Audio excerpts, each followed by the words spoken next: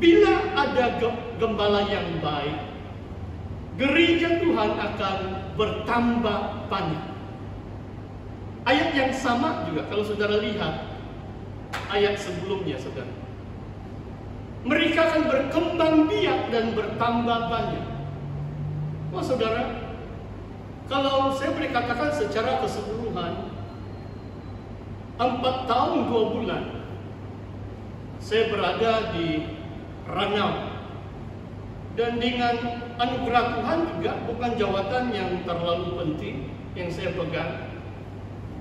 Saya dipilih di kalangan beberapa pastor-pastor di kawasan Ranau. Ramai juga kami, 18 orang. Dan saya dapat melayani 1 tahun lebih sebagai pengurusi persekutuan pastor-pastor. Di antara pelayanan pengurusi bersama tim adalah kami berkunjung masuk kampung-kampung di kawasan Ranau. Dan apa yang kami dapati, saudara, adalah kebanyakan gereja, kalau bilangan anggota mereka adalah menurun, bukan bertambah banyak, saudara. Dengar ini baik-baik. Sedangkan 40 tahun yang lalu, ataupun mungkin 30 tahun yang lalu, daerah atau kawasan Ranau merupakan kubu kuat gereja SIB. Tetapi kebelakangan ini sebenarnya keanggotaan itu menurun. Mungkin hanya 1-2 gereja yang boleh mengatakan di mungkin 30 gereja lokal di kawasan Ranau. Sekarang saya tidak begitu tahu sebab setahun ini sudah kena bagi-bagi bagi kawasan. Cerita pasti ini adalah 2016 sampai awal 2019 yang saya berada di situ. Kenapa hal ini berlaku, saudara? Saya pernah bersaksi, saudara, bahwa seorang teman, seorang bekas jemaah saya di SIB Muhibah yang turun ke Kota Kinabalu kerja, dan 1 tahun, mungkin sekarang sudah lebih 2 tahun dia kerja di KK. Dia pernah beritahu saya, dia bilang, saya pergi mana-mana, kenapa pastor saya tidak ketemu jemaah SIB? Macam kalau kawasan Kota Kinabalu sedikit betul, mungkin ini jemaah SIB ini jarang pergi mall lah ini, mungkin duduk di rumah lah ini. Ini sebelum pandemik ini, saudara. Cerita sebelum pandemik. Bagi saya ini memberi satu gambaran, sebenarnya gereja kita tidak bertambah banyak. Gereja kita tidak berkembang biak dan bertambah banyak. Dan kita perlu doakan kenapa hal ini berlaku. Sedangkan dalam 20-25 tahun kebelakangan ini, penduduk negeri Sabah sudah berlipat ganda. Dahulu kala 2 juta, sekarang 4 juta penduduk. Dan kumpulan kita semakin kecil, minority. Kalau kita tidak usahakan penginjilan dan kita tidak bertambah banyak. Kenapa? Kalau saya lihat firman Tuhan, adalah karena kalau tidak ada kepimpinan rasuli, tidak mungkin gereja Tuhan akan berkembang biak dan bertambah banyak. Saudara, saya mau teruskan, ada 2 ayat ini. Kita lihat 2 rasul agung. Apa yang saya maksudkan rasul-rasul ini? Fungsi utama mereka adalah penggembala atau gembala kawanan domba. Kita lihat Petrus. Petrus merupakan pemimpin yang dilantik oleh Yesus. Ini Yohanes 21 bab yang terakhir. Sebelum Yesus naik ke surga, dia memberi satu perlantikan.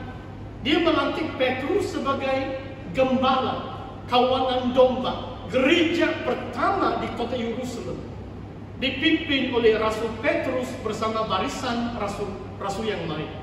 Kemudian bila dia diutus ke beberapa daerah yang lain, Yakobus adik Yesus mengganti Petrus sebagai pemimpin utama di gereja di kota Yerusalem. Saudara perhatikan ini, saudara.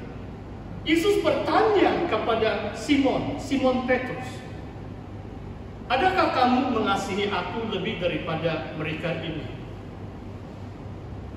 Dan 3 kali Petrus menjawab, "Ya Tuhan, aku mengasihi Engkau." Dan 3 kali Yesus berkata kepadanya, "Gembalakanlah domba-dombaku." Perhatikan saudara. Ini Rasul Agung saudara. Pemimpin utama, peranan utama dia bukan pentadbir. Dia bukan hanya pandai tulis surat. Dia bukan hanya duduk di pejabat. Dia adalah penggembala. Dia adalah gembala domba-domba Tuhan. Dan ayat yang terakhir saudara,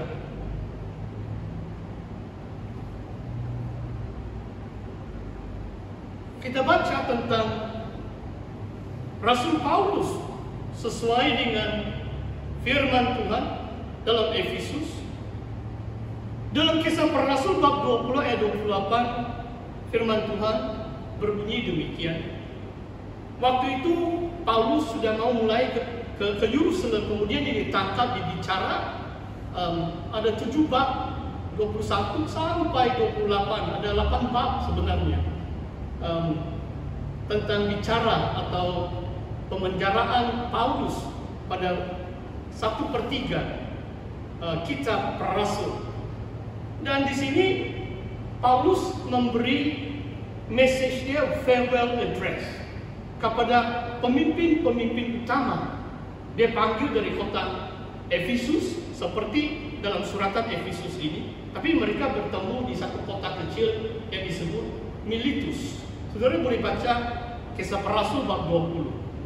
Karena itu jagalah dirimu dan jagalah seluruh kawanan, karena kamulah yang ditetapkan Roh Kudus menjadi penilik untuk menggembalakan jemaat Allah yang diperolehnya dengan darah anaknya sendiri.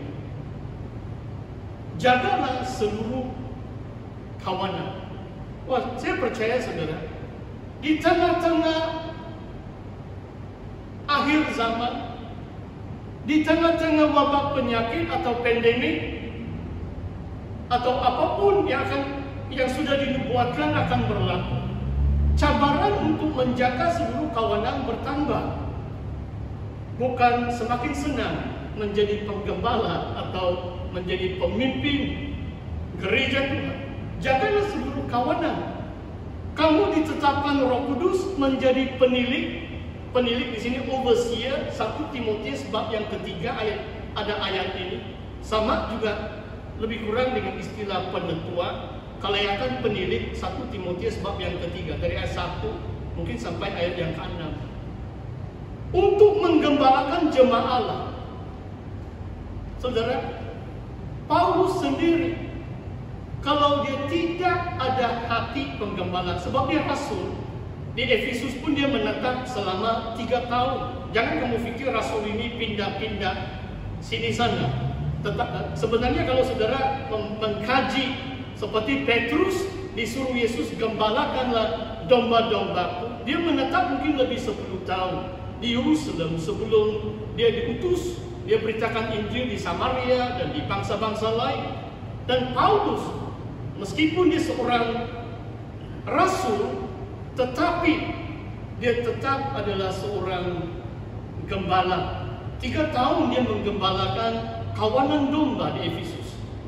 Dan dia memberi nasihat kepada penetua atau penilik yang dilantik oleh Paulus waktu itu, supaya mereka jagalah seluruh kawanan. Gembalakanlah jemaat. Saudara, saya mau mengakhiri perkongsian firman Tuhan hari ini. Sebenarnya kalau tajuk kepimpinan rasuli adalah amat luas. Ini cuma poin yang pertama, bahwa peranan utama kepimpinan atau seorang rasul ini adalah selaku penggembala. Supaya kita tahu pemimpin utama kita adalah seorang penggembala.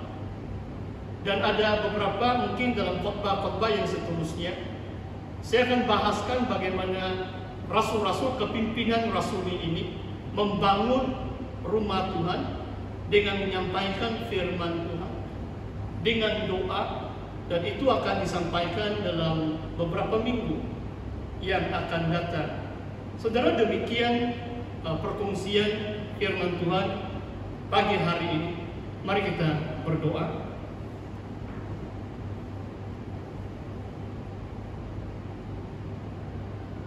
Bapa kami dalam kerajaan sorga, Bapa kami bersyukur ya Tuhan atas firman-Mu. Dalam waktu kesesakan kami ya pun ya Bapa, kami diberi kesempatan yang indah ini dalam gedung gereja ini, dalam kebaktian online ini ya Bapa, untuk kami menyembah Engkau, untuk kami mendengarkan sabda firman-Mu. Bapa, kami bersyukur ya Tuhan, kami adalah kawanan domba-Mu yang Engkau panggil dari segala suku, kaum, dan bangsa. Kami menjadi satu kawanan ya Bapa, satu gereja-Mu ya Bapa di negeri Sabah ini. Kami mau berdoa ya Bapa untuk jemaat-jemaat Tuhan dimanapun mereka berada, supaya mereka tidak merasakan panik, cemas atau takut atau terkejut ya Tuhan, melainkan sesuai dengan janji-Mu. Engkau beri setiap kami ya Bapa roh kuasa, roh kasih, dan roh penguasaan diri. Dan kami tahu ya Bapa, Engkaulah tempat perlindungan kami, tempat kami bersandar ya Bapa. Haleluya Tuhan. Meteraikanlah firman-Mu dalam hati kami, dan genapilah firman-Mu ya Bapa, dengan mengangkat gembala-gembala yang sesuai dengan hati-Mu, untuk menggembalakan kawanan umat-Mu di negeri Sabah ini dengan pengetahuan dan pengertian. Dan kami akan lihat kebangunan rohani, kami akan melihat gereja-Mu bertumbuh menjadi banyak ya Tuhan.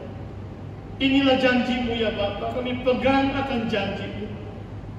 Dan biarlah Tuhan menggenapkan semua firman-Mu sesuai dengan waktu dan rencana Allah sendiri.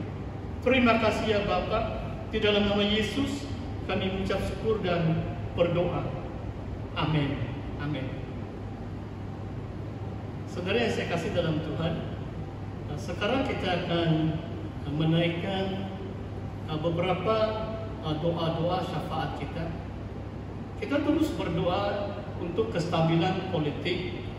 Mungkin kalau saudara ada mengikuti berita 1-2 hari yang lalu ini, dan kita masih lagi menunggu ada satu pertemuan yang di Pertuan Agung bersama raja-raja dalam majlis raja-raja di bawah perlembagaan, dan mereka akan mempertimbangkan cadangan dari Perdana Menteri, Kabinet Kerajaan Persekutuan, dan pasti apa keputusan yang diambil akan memberi satu kesan yang besar bagi kita sebagai warga atau penduduk di negara Malaysia. Kita terus berdoa untuk yang di Pertuan Agung supaya diberi kekuatan kebijaksanaan. Kita berdoa untuk Perdana Menteri, semua menteri-menteri, semua pemimpin parti-parti politik, supaya kestabilan politik di negara kita tetap terpelihara. Yang kedua, saudara, saya tidak perlu ulas perkara ini. Kita terus berjuang melawan ini wabak penyakit, dan bagi saya kita akan terus berdoa sehingga Tuhan meluputkan atau membebaskan kita dari wabak penyakit